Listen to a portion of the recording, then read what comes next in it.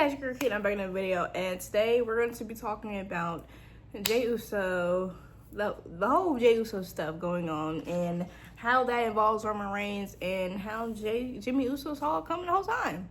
Now, this is stemming from the whole idea that Jey is under manipulation tactics of Roman Reigns. And his behavior is because Roman Reigns wants him to act like this, that he made Jey act like this. I don't subscribe to that notion. When Roman Reigns gave Jey Uso that advice before his match at Clash, it was not manipulative. It wasn't the manipulative Roman we've seen, because there are subtle things about Roman that you could tell whenever he's being manipulative. And going back to Thunderdome, that right there, manipulation tactics. Manipulation tactics at its finest, 100%. Because you saw how Roman would be like, why are you trying to do that? Trying to make him see things in his way. He tried to make him see things in his way to make it seem as if he's doing it in his best interest. And those subtle things about how Roman, his attitude in those moments, it was not there that Raw. That Raw, it wasn't there. Instead, it was somebody seeing his cousin, his brother, basically, and kind of in a tricky position, needing advice, needing help. And Roman, being Roman Reigns, has not changed. He said, I quote, "Some things change, but I don't." That man ain't changed. So the advice he gonna give him is going to be from that tribal chief era. It's going to be from those hard-learned lessons that he went through, and the things that he's currently going through is going to be something that is opposite of Jey Uso, and it's going to seem like a different person, because that's not his personality. That's Roman's personality. That is something that Jimmy is peeping. Like, you're trying to become like Roman. You're trying to be the man that Roman wanted you to be when you were his right man, when you were the one who was supposed to be the successor. You're the one that was supposed to take the Ulafala from him.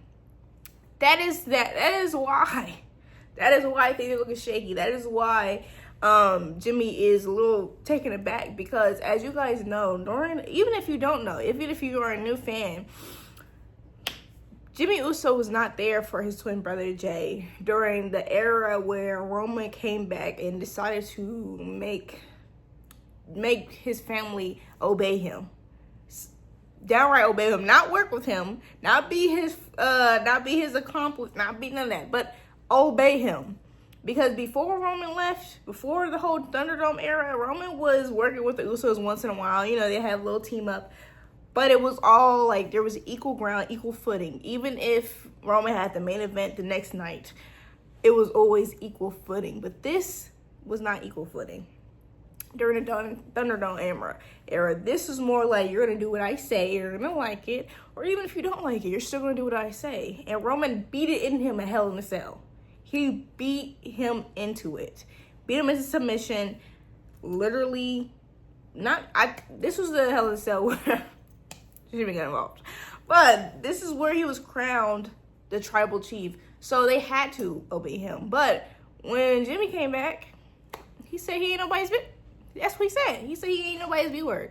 And that is where you guys notice that although Jimmy was a rider for Roman, he always going to ride for his family. You guys got to understand, Jimmy's always going to ride for his family. But if something's going on where he don't like it, he's always going to make it known.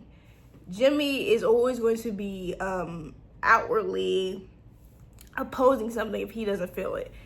Jey, on the other hand, he's more likely to go along with it because that is his family. Jimmy doesn't have that same type of bone in his body. He's not going to still go along with him just because they're family. And Roman being Roman, your cousin, he knows that. So that is why I believe that's why Jey was the one he chose. Because at the end of the day, Jey's kind of always going to be the one who's going to listen to what Roman says.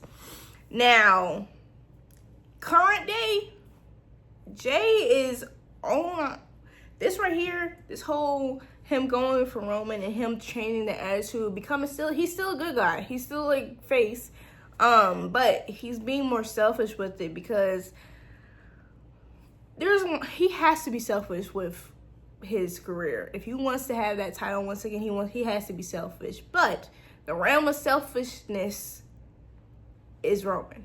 That's the realm of selfishness that he wants to be in. That's what he wants.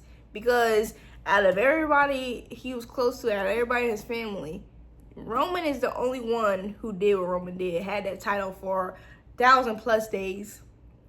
Had the locker room on lockdown. Had everybody respect him, or he beat the respect into him to where he was feared. Only Roman has done that.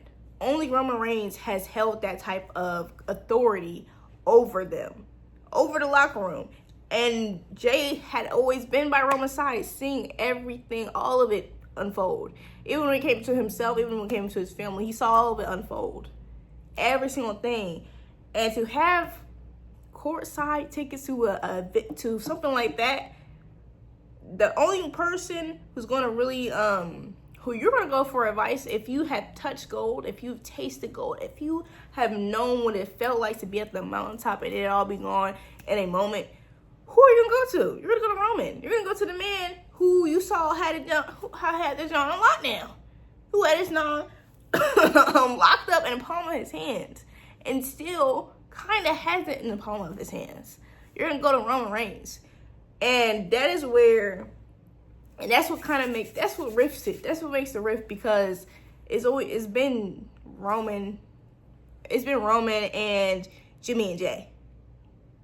They've always been that pair. So Jimmy's gonna see and peep things before even Jay might peep things, or even before anybody else. And they're close. They twins. Jimmy's seeing things he doesn't like. He's seeing things that reminds him of the time, and also reminds him of the person. Like, he didn't want Jay to be like this. That is why he did the things he did. Now, was it wrong? Yes, but as time unfolds, we can kind of see why Jimmy did what he did, because he was always going to happen. If he was going to touch gold, he was always going to look to Roman for help, because Roman will understand if things switched in the way it did. If he lost that title as fast as he did, or if he lost the title and didn't like the way he lost it, he was always going to go to Roman for this help. He was always going to go to Roman for the advice. But Roman Reigns has nothing to do with Punk and LA Knight. Roman Reigns has nothing to do with that. Now, he got a lot to do with the trauma and all that, but that's just how he built. That's how he built. There's no way to really say. I mean, trauma, yeah, but that's how he's built. That is what he has made the last few years of his career built on, and that is what brought him success. So if it ain't broke, don't fix it.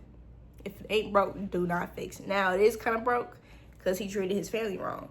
That's the only place where he messed up. He treated his family bad. That's where he needs to undo some things. But in this whole thing of the relationship of Jimmy and Jay and Roman, or just Jay and Roman to make it simple, this might make people like, oh, all right, you don't know what you're talking about. But some of the things that went down recently is about Jay. It's about Jay. It has some things to do with what Roman did and their trauma, but it's about Jay. Really. He wants to be selfish, because he realizes, okay, I was nice, too nice. That's why I lost my title. It ain't really about Roman. And people are bringing up the conversation of Roman is the reason why Jay and Jimmy are where they at. Jimmy ain't got no singles title, so stop talking about Jimmy. Jimmy has put the groundwork for himself. He grinding himself. That man, like, and Jay has had lessons by his cousin, but I would argue Roman wouldn't be 1,000 days in without his family. This is a two-way street. There's no, they aren't leeches. they weren't dependent on Roman. They were dependent on each other. That is how it worked. It was a mutually beneficial environment. It was a mutually beneficial relationship. Roman dang near needed them sometimes, and the Usos needed Roman sometimes. That is what it is. No ifs, ands, or buts about it. And because of Roman, there's some lessons that Jay learning, and that's not why Jay is where Jay's at. Jay is where Jay's at because he's Jay. But Roman did have some influence in that. But we're not going to act like the Usos are some leeches, because, baby, without Roman, they were one of the best tag teams in history. Period. Period, point blank. But with the bloodline, that's what made Roman's reign really pop. That is what it is. Period. But we're not gonna blame everything on Roman Reigns. That man, there's a lot to blame on him. I know this. Roman, I'm a fan of Roman. I know there's some things to blame on Roman. But this is the one thing he did not do. This is the single thing that he did not do, because there is a hierarchy there, and Jimmy knows it, and Jimmy's accepting of it. But what Jimmy ain't gonna do is gonna have two tribal chiefs running around here when only one of them got the Ulufala. So Jay better get in line, get in where he fit in, or Jimmy is going to be gone. I don't know how they're gonna do it, because I can't, I do have a feeling that the War Games team is going to have Roman Reigns, the Usos, division, that whole, it's going to be that. What I don't want to see, I don't want to see Jimmy on the Vision side. I don't want to see that. I'm going to be scared if I see that. I don't want to see that. I don't want to see Jimmy do things out of spite, because Jimmy gonna do things out of spite. We saw with LA Knight. When things get too far, Jimmy gonna do something out of spite. They both a little hot-headed.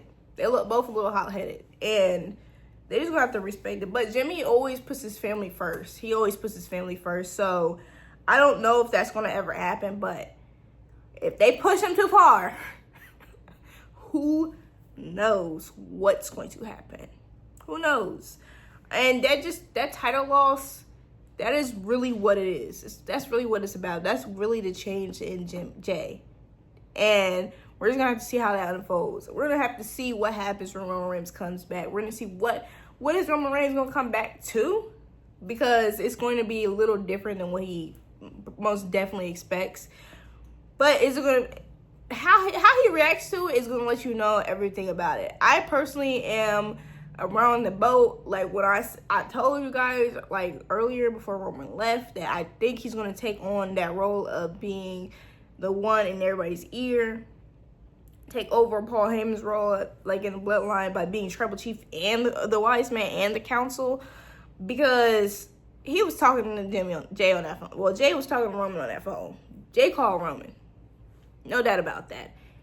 And how that's going to unfold, because as I said in this video, Jimmy, if that advice is more looking like orders, and you ain't got the keys, you ain't got the necklace, he ain't gonna listen. He really ain't gonna take no disrespect. He's not taking no disrespect. But it's exciting to see that bloodline storyline just evolve in different ways. This right here is nothing that could be done in a creative room. The whole bloodline, that you can't create that. That literally is, like Roman said, God made. You can't. The chemistry they have with one another, and the fact that they're able to still kind of create on it, add on to the storyline, continue to make it fresh, even if there's moments where it's okay, you could have did something different. Oh, okay, I don't know how those things are going. There's still going to be that moment where, you're back on the bus, you're back on the road, you're back on whatever the ride they're going to take you on. And it's going to be really interesting to see how this unfolds. But if what I think is possible, which goes down in 2027 in Saudi Arabia for WrestleMania, and the possibility, because they want Rock, they want The Rock. If the possibility of it being The Rock and Roman, the Bloodline storyline is going to get even more messier. The family's going to have no peace at their family reunions, okay? No peace, none of that going on. But I just want y'all to stop. Don't play Roman on this one, okay? The reactions that all the Bloodline members have is based on trauma and fear. Trauma and fear. So, a lot of love. I'm going to say love with their family. Love, trauma, and fear. And sometimes that's just going to manifest itself in many different ways. I just got to say, Jay is teetering on the line. He's teetering on the line. And if he teeters over, it's going to affect Jimmy in a way that he didn't see coming. But thank you guys for watching. Please let me guys know how you guys feel about it. And I'm sorry, but I'm getting my wisdom tooth taken out. So I most probably will not be able to have a Friday review. I'm not going to have no review on SmackDown. I'm not going to have a review on WrestlePalooza, which sucks. Because I wanted to talk about AJ Lee. Because I know she's going to have a Black Widow. Or she's going to bring out another finisher, which I waited 10 years for this. But I'm sorry, guys. But thank you for watching. Please like, comment, share, and subscribe. And I'll see you guys next time. Bye.